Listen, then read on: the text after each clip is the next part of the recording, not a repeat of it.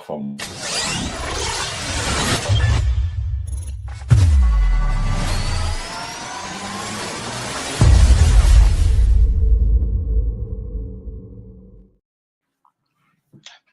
You're too cheap.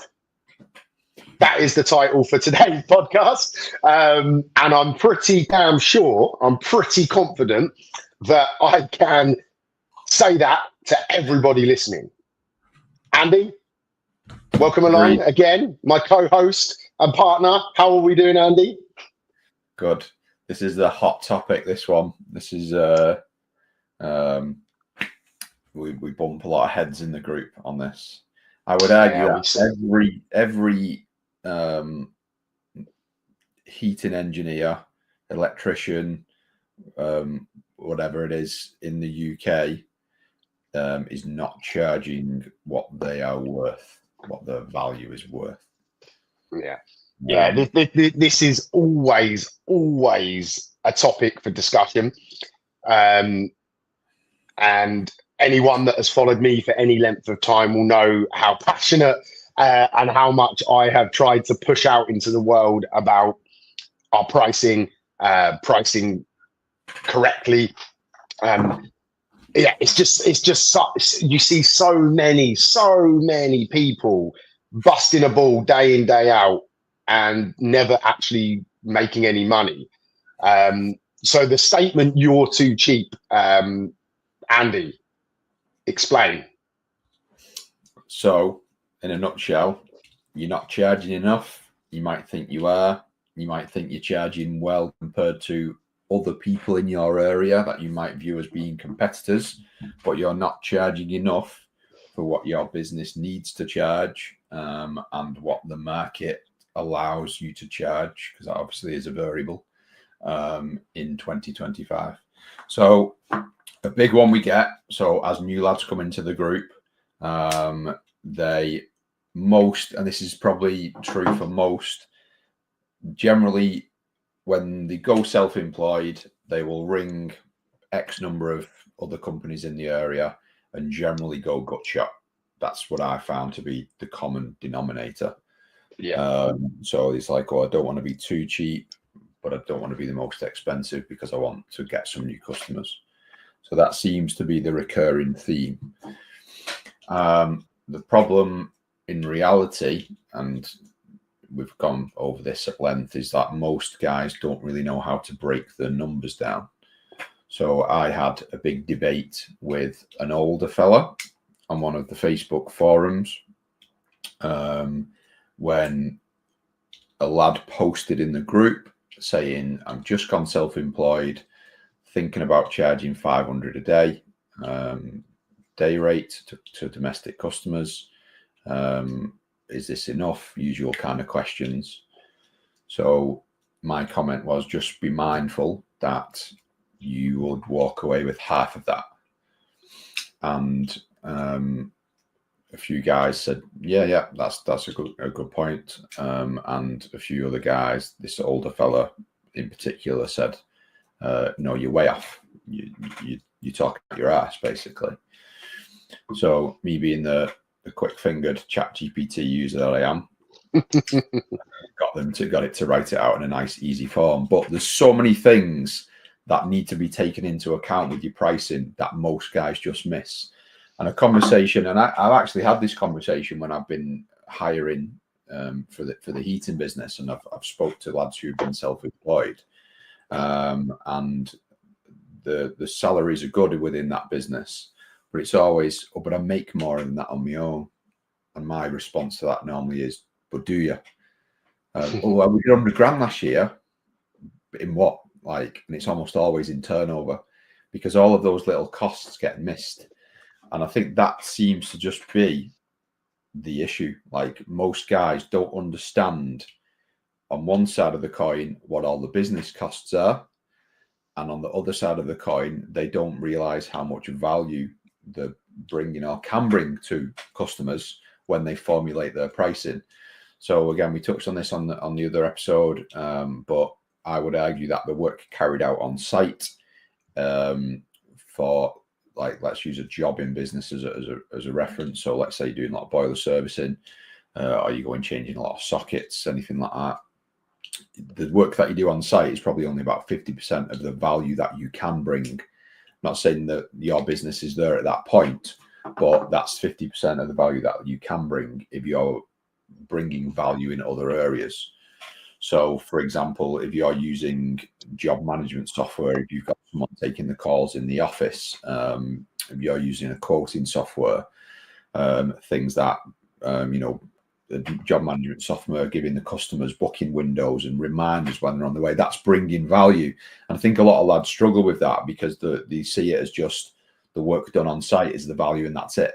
And that bring value in other ways. But in today's day and age, a lot of people see much more value in the other areas. So obviously we live in a sort of Amazon Prime kind of era.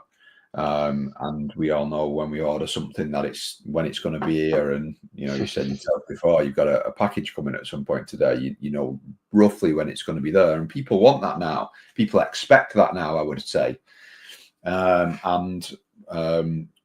You can bring massive value to people by offering something like that, a booking software that gives a 2-3 hour booking window, a reminder the day before, a reminder the day of, a text message when the engineer's on his way with tracking, like what ServiceMate does. So yeah, I think it's having that open mind to you can charge considerably more than you're currently charging if you bring value in other areas. And there's a lot of ways that you can add to what you think is the only way to bring value. Yeah, definitely. But it fundamentally starts with, like, the problem starts with the fact that as an industry, the trades and construction industry, and again, it's probably exactly the same across the board. We're not taught this stuff. We're not taught how to run a business. So when again, using myself as an example, and the hundreds, if not thousands of people I've worked with over the years, when people go out on their own, they basically do what you said. They ring around a few people. They use their own knowledge of what their company charged before, who fundamentally probably have never been taught how to do it either. So it's like a compounding effect of the being driven by uneducated people around pricing. So it just passes on. The problem just gets passed to the next generation, because people don't fundamentally understand how to work out what that price is. So if you ask most people, they will say they won't be able to answer why they price. Fundamentally, they'll fluff it up and say, oh, it's what the market price is, it's the average, blah, blah, blah, blah, blah. When that is all irrelevant. Ultimately, your business has to charge what you need the business to charge. And that comes back to understanding the costs in your business. If you don't take the time to list out, document what it costs for your business to run every hour, every day, every month, every year, then how the hell can you ever know what to price? You can't. You are literally just pissing in the wind if you are just plucking a figure out of your arse. And it frustrates me because it's not complicated. It's just lack of people understanding what is needed.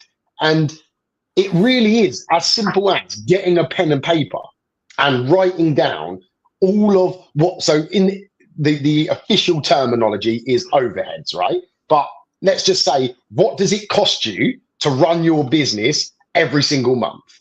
And you list down your insurance, your fuel, your van costs, your pension contributions, your tax obligations, your any office equipment, your fuel, whatever it costs.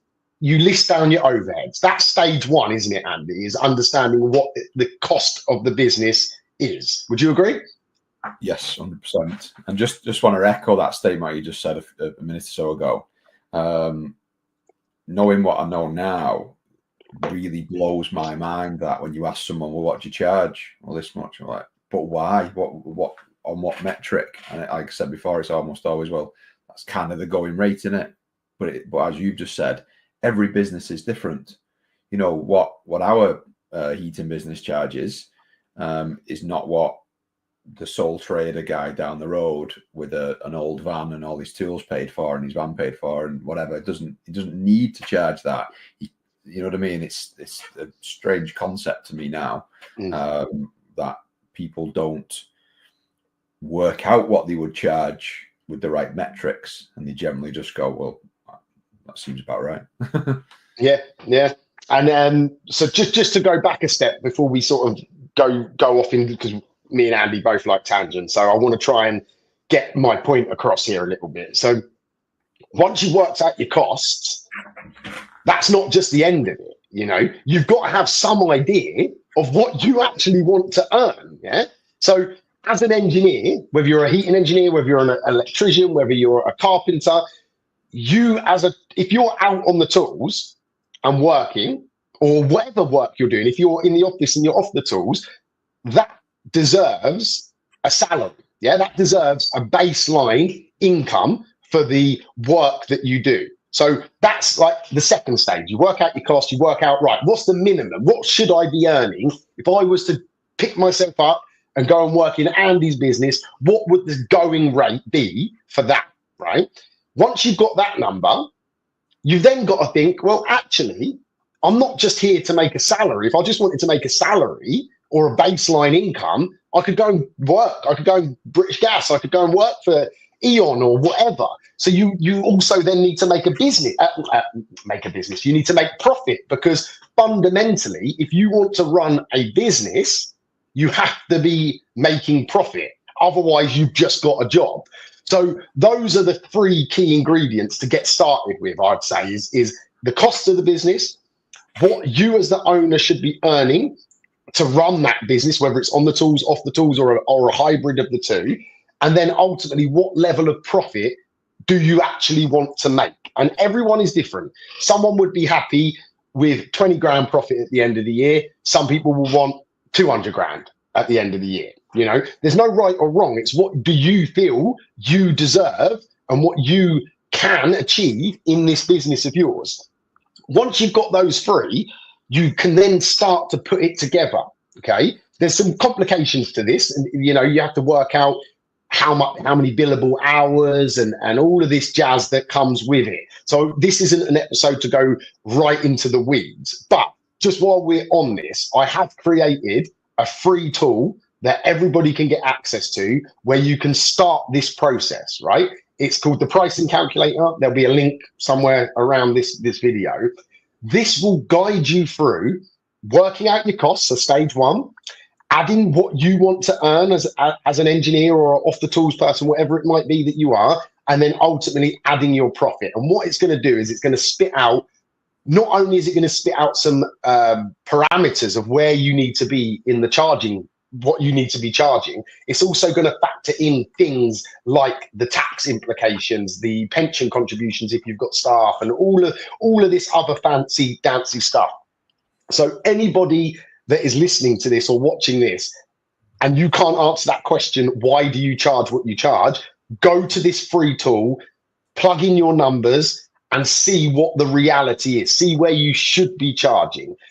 I'm not, like I said, this isn't a session on how to use this all. It's quite self-explanatory, but I just wanted to show you that there is a simple way this works on your phone and your desktop. But it's very, very important.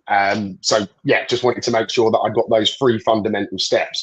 But that's not just it, you know, because knowing what you should charge is one part of, you know, of running a business. But there's also things like inflation. Yeah. So for those that don't know what inflation is, in a layman's term, you know, if you have a pound coin, if you have a pound, right? Over time, that pound's value, as in what it will buy you, becomes less. And that's due to inflation. And inflation is the secret profit killer in all industries, but never more so than the trades and construction industry. So let me just bring up this. Again, you can get access to this. I wrote a full report on this a couple of years ago. I just want to showcase it while I've got you guys watching and listening. So if you're listening, obviously you're not going to see this. So find the link and download it. But I put in some work and I factored in over a 20-year period from 2002, because that's when I entered the industry. And when I wrote this report, it was 2022. So I factored in the average costs back in 2002 to where they should be in 2022. And inflation's gone up even more since then. So these numbers are out of date a little bit. But as you can see, you know, if you didn't raise your prices with inflation every year, you would be nearly 50 grand a year worse off.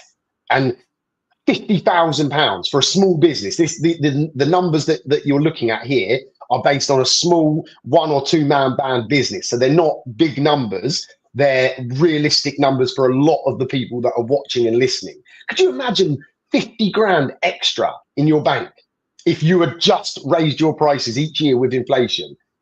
Honestly, people, you need to listen to this, and you need to read this report. You need to soak up what me and Andy are going to be discussing today.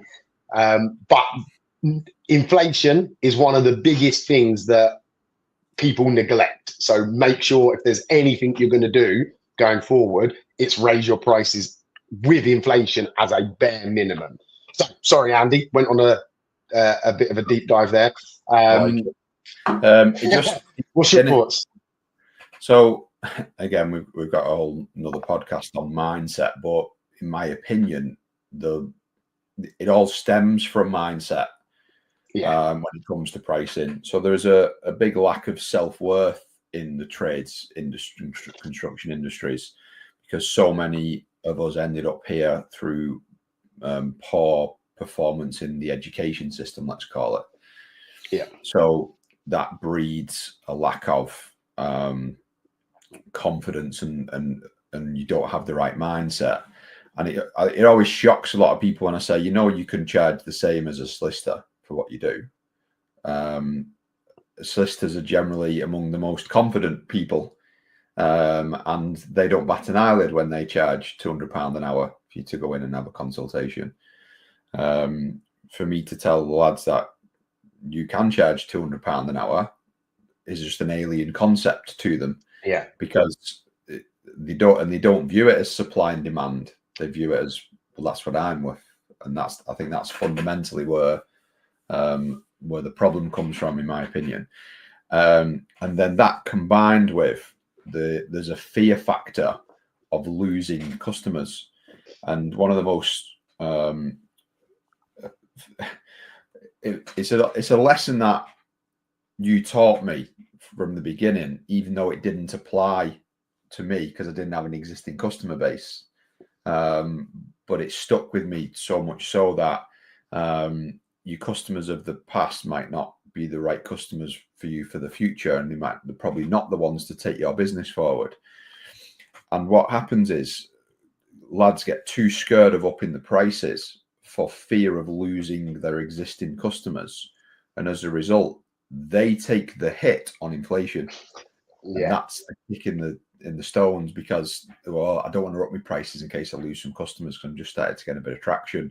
But you're now paying to keep those customers, and that like when we sit down with some of the lads in Alliance and we have this conversation, they're like, oh shit, I never really thought about it like that. So you always need to up your prices, but then there also has to be what I sort of coined to be a degree of a customer phase running all of the time. Once you start to lift your prices, you'll start to see the customers who are only with you because you're so cheap, and then they will start to fade away and they'll find another cheap guy, because loyalty is difficult to come by in the trades, despite what some guys might think. And as a result, you need to be bringing in new customers. And that's what we always teach is the easiest way to do it. Implement some marketing. If you lack a little bit of confidence to up those prices, you choose a point in time where from that point forward, any new customer that rings you, you charge the new price. And what will happen with time is your diary will get a bit fuller, and then you'll realize, well, I'm reaching capacity now. What should I do? And once you've reached capacity and you've brought in new customers at this new price, you can then see, well, actually, those pre-existing customers of the past are now less valuable to the business than the new ones at the higher price. So you can start to phase them into the new pricing structure. And that it needs to be like you just said, Wayne, it needs to be a constant thing year on year. And if you track that over the years, then let's say you was really cheap and you was charging 75 quid for a boiler service, and then you bring your new customers in at 80, and then the following year you go 85, you go 90, you go 95, and you keep going until you've either got customers that have moved along that pathway with you, or you've got customers who have bailed because they didn't want to be paying this new pricing. And at that point, I would argue that then they had no degree of loyalty. They were with you because you were only charging 75 quid for a boiler service. And once you start to get to a more competitive price, then they decided to leave. But like, I think that's part of the intrinsic problem again with mindset. It's the mindset of, oh, I shouldn't have to do any marketing. You know, I want to build a business through word of mouth. That doesn't work because you get stuck in that trap of, and to compound that a little bit more, word of mouth travels considerably faster through pricing than it does through quality of work, unfortunately. So when you're super cheap and you go above and beyond and you bring probably way too much value for the price that you're charging, that will spread very quickly, and you'll end up with a very full diary. And again, we have got some lads in the group that are really charging low money, 75 quid for a boiler service, and as a result, the diaries are very, very full and they're at capacity, and they've come to us because they're stressed. I'm too busy. What should I do? And almost always, if you've reached that level of capacity in the diary, the quickest and most logical solution is to increase your prices, because you'll cut away some of that shite. And you increase your prices, you bring it in and bring your pricing up to a more competitive number. Let's just keep it simple and say up to 100 quid. You'll trim away, you'll trim away some of that low shite that we just spoke about. You know what I mean? You could increase your prices by 30%. You lose 10% of your customers, you're still in a much, much better financial position, but you're now more time rich as well. Yeah, no, I agree. And it actually makes me sad, some of the stories that I hear, like over the last sort of 5 to 7 years that I've been sort of public and doing this sort of stuff. The amount of hard-working, honest, reliable, solid blokes that are busting a ball for these customers when they're not getting the rewards. You know, they're still, you know, barely. Obviously, we're not like anyone in this industry working for themselves. You know, we're in a lucky position. We're in a Western country. You know, we're not poor, but you should be better off. You know, year on year, you should be getting a better quality of life. You should be earning more money. You should be able to have those holidays that you've earned. And it makes me sad when I see these men, and because it doesn't just end with not having enough money in the pocket, because then that puts stress. They're working all the time. That stress then can lead to anxieties, that's problems at home and health worries and everything that then spirals from it. Money isn't the answer, but it certainly helps if you're not worried about money all of the time. And fundamentally, it is changeable. And yes, it's hard. Like with any decision, you know, it's hard to make that decision, but I can pretty much guarantee, right?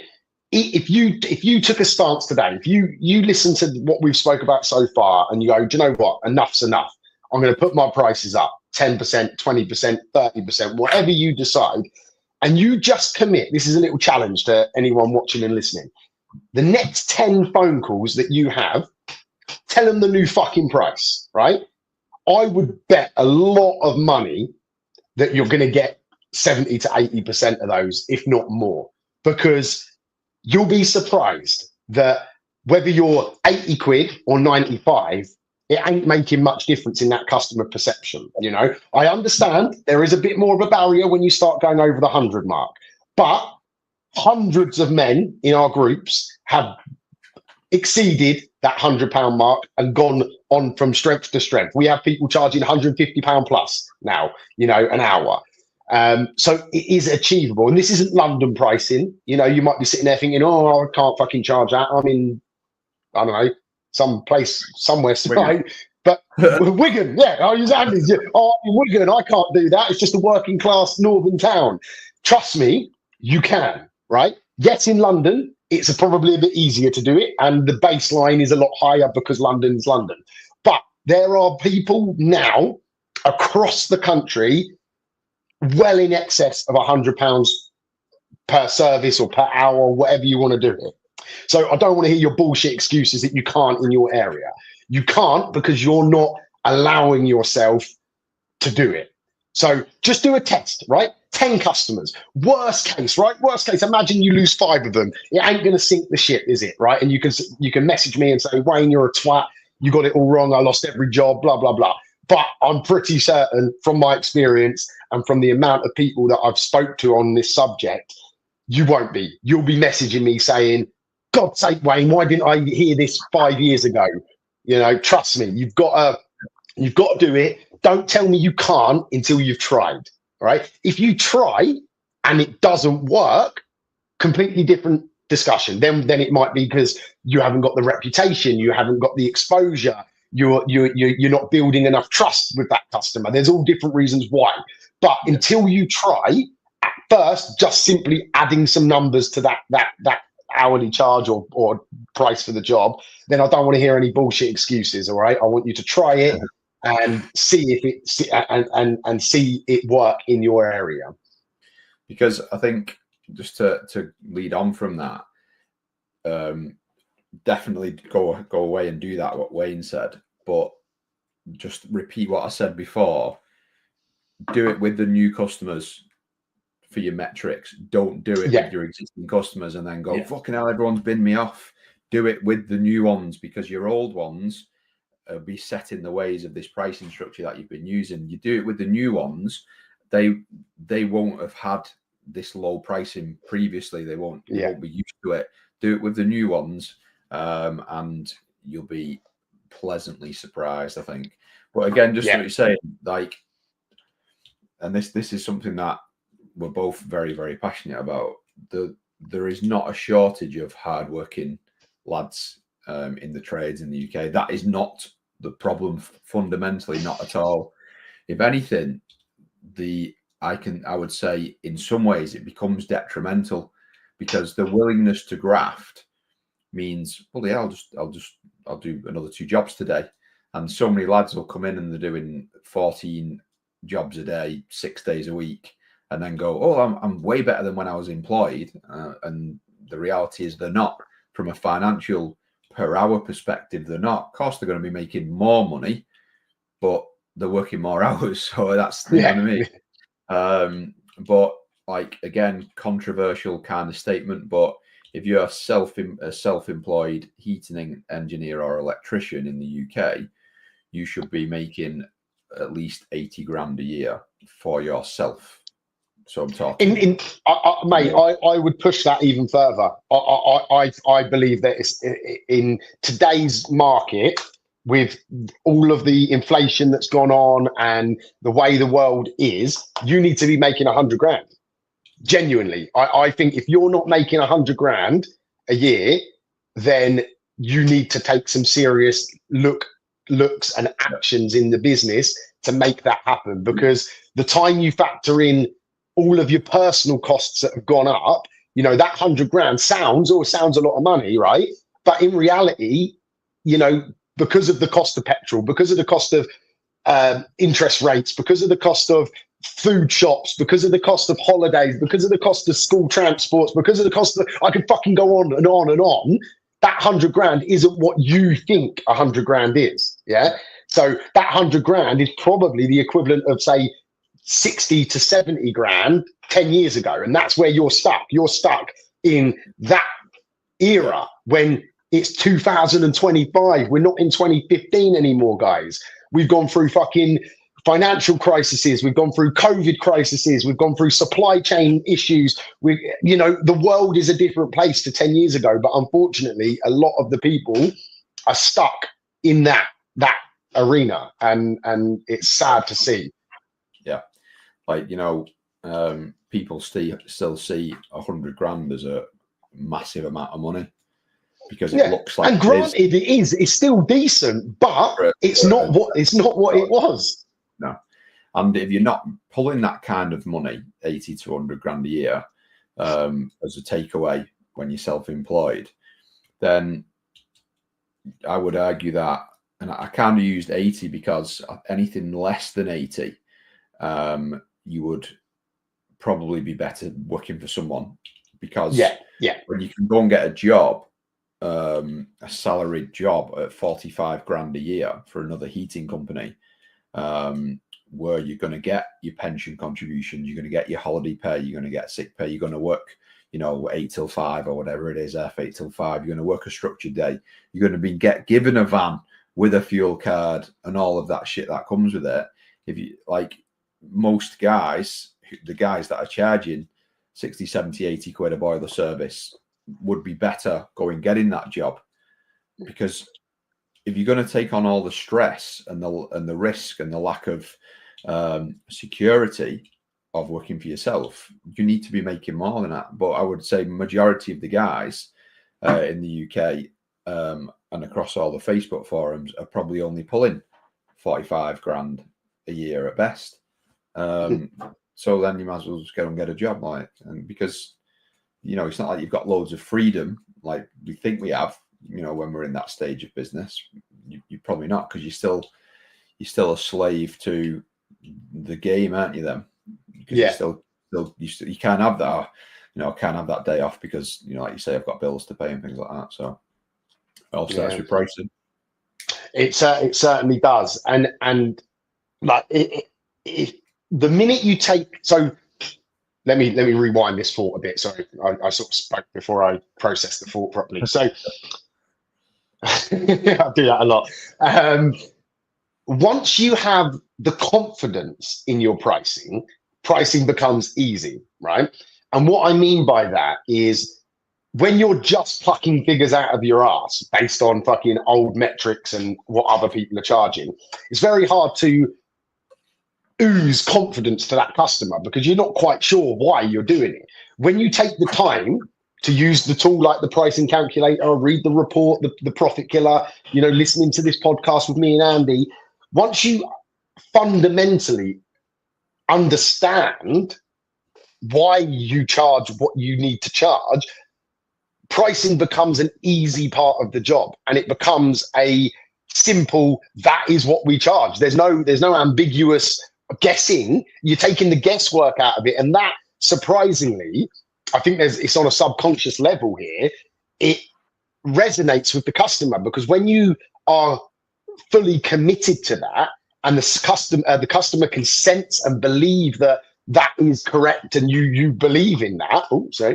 then that helps with delivering that price and ultimately getting that job over the line, because there is no ambiguous circumstances to it. You're not guessing. And if the customer was to question you on it, you can back it up full-heartedly. You won't be fluffing around, umming and ahhing, I don't really know, Mrs. Smith, it's just the going rate. No, bollocks. It's the rate that the business needs to charge. And that is it. And if you want to go into detail, you could go, right, we got these costs, we do this, we do that. These are the service levels that we deliver, this, and this.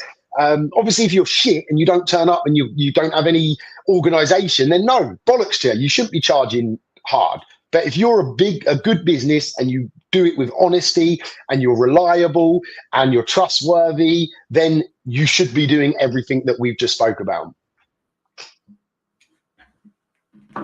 100. So let's sort of devil's advocate it then, right? So there'll be people that don't agree with us right now. They will be sitting there saying, I'm the most expensive in the area, I can't put my prices up anymore. Andy, what would you say to that person? So I know why you've said that. A conversation we had the other day anyway.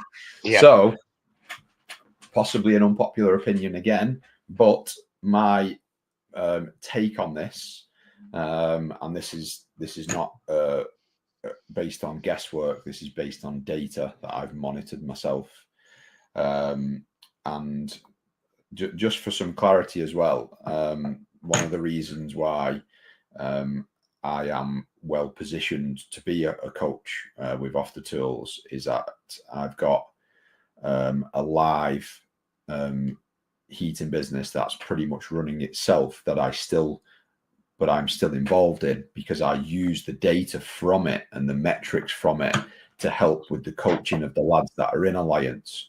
And that's where this is born from. So this is going to definitely trigger some comments. So we charge £199 plus VAT for a CP12. You need that emoji with the cigar and the hat for a CP12, which I don't know if anyone else has ever been known to charge that much outside of like Pimlico and WeFix kind of thing. And again, for clarity, we are in the Northwest. And it just so happens that I was in the office the other day with the girls, and we used this quoting software that Wayne spoke about, Quotient. And one of the girls had sent the quote out, and a customer had rang in asking why we were 2.5 times more than the next most expensive quote. So to give, what I like to try and do sometimes is just jump on the phone and speak to customers so that the girls can, like Wayne was just saying then, when you believe and know what you're talking about, it exudes a bit more confidence. So I jumped on and I basically ran through all of the reasons why the price is the price that it is. Stuff we've already spoke about, softwares, a team that can support rather than the one-man band thing. But the reason it's of relevance for the purpose of this particular podcast is that if you're the most expensive in the area, you need to fucking own it. There's no point in hovering around and thinking, oh, actually, yeah, I want to be the most expensive in the area. I want to charge the best. Who's the most expensive? Well, he's the most expensive down the road and he's £100, just for the number's sake. So I'm going to charge 105. Well, there's no fucking point in doing that, because you're still operating in the same realms and customers will just see £5. They won't see the difference. But when the next dearest guy is £100 and you're 199 plus that, you're going to get customers. Of course, you're going to get customers who just brush it off.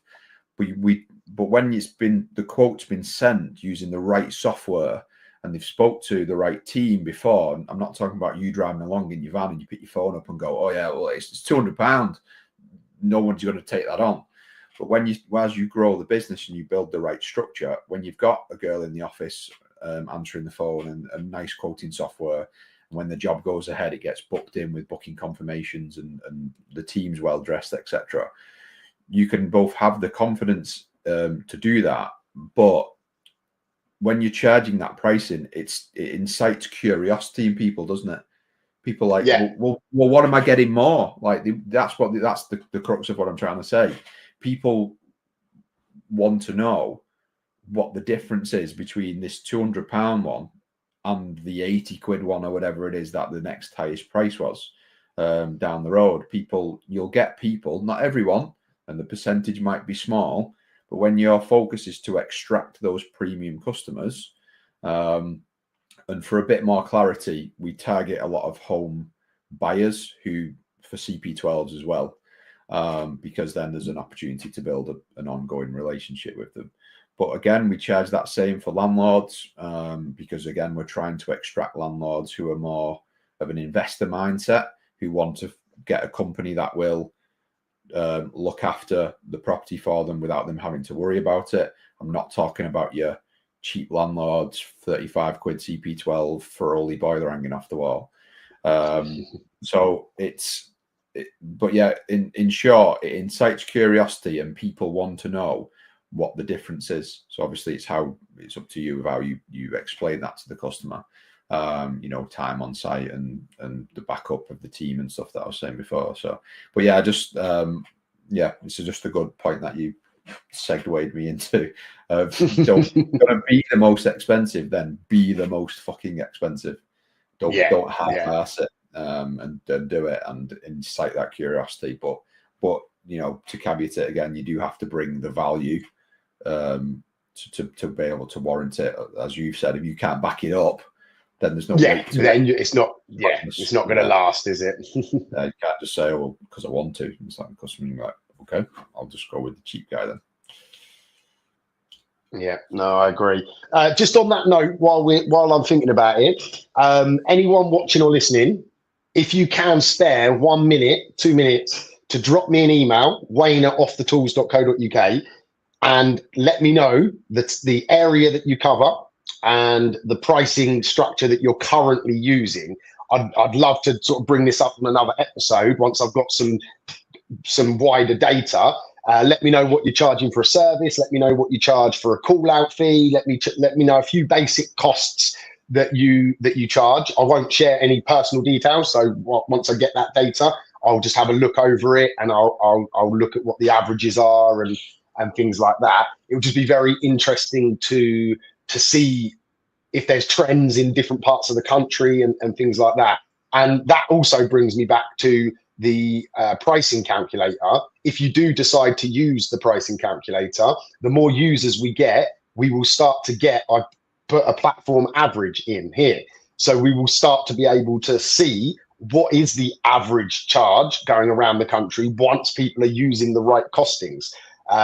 So yeah, I would like some emails just in the short term, but longer term, if people are going to use this calculator that I built, it will start to give us an ongoing average around the country, which I just think will be very useful information and just a good discussion, to see if there are any trends in different areas and if there's anything that can be drawn out of that data. So please reach out and let me know some of those costings. That would be brilliant. We've already been going 40 minutes, Andy, so I'm more than happy to continue if there's more to discuss on this. I think we'll probably be approaching this subject numerous times in the future anyway, but is there anything else you wanted to go through today? No, I think we wait for some of that data to come in. We can compile some of it from the lads in Alliance as well, and then we can revisit it based on that. I think there's always it's going to be a recurring theme because pricing is pricing. It's the foundation, really, isn't it? Yeah, definitely. All right, so we'll call that a day for today's episode. I'm going to remind you that you're all too cheap. Put a bit of time aside to do the work, build out, whether you just write it down on a bit of paper or whether you use the tool that we've provided. It's entirely up to you. But fundamentally, get those numbers down, work out what it costs to run the business, what you need to be earning out the business, what profit you need to be earning, and stop being too cheap, guys. All right, no excuses. Let's go.